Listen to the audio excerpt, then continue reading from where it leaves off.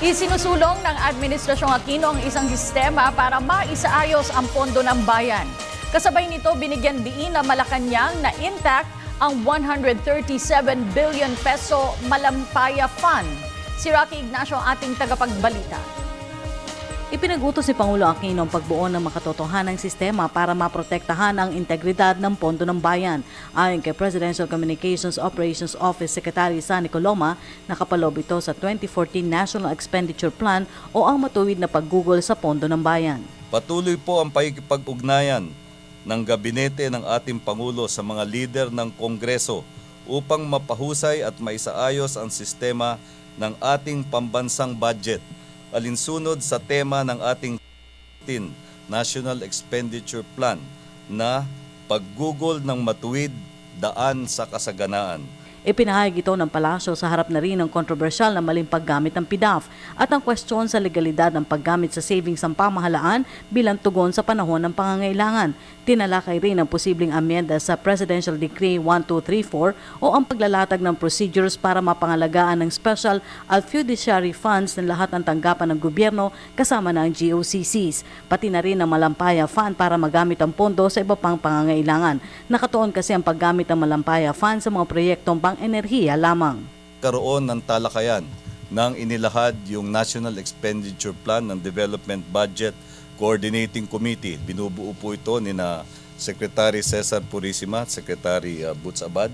Nagkaroon po ng mahalagang talakayan kung paano mapapangalagaan ang pondo ng bayan. Nagkaroon ng isang pananaw na dapat pag-aralan ang posibleng pag-amyenda sa PD 1234. Inilahad po ni Secretary Purisima, isang CPA, ang kakaibang karakter ng Malampaya Fund. Ang ayon po sa kanya, medyo technical po ito, no? Sa isang banda, ito ay isang revenue account na nakabilang sa general fund.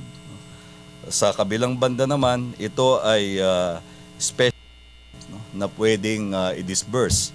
No? So sabi niya ito ay problematic from an accounting point of view.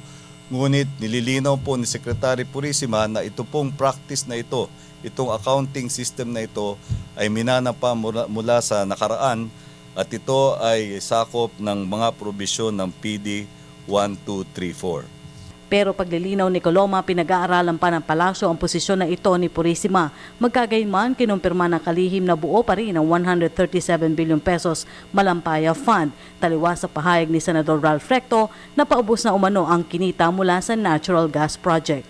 Nagkaroon po ng total collection simula ng 2002 to 2000 hanggang sa kasalukuyan po. Kung iaawas yung 23 million na dinisburse under the Arroyo administration at yung 19 billion na dinisburse sa Aquino administration, total of 42, deducted from 179, ang nalalabi pong pondo, ang fund balance po niyan ay 137 billion.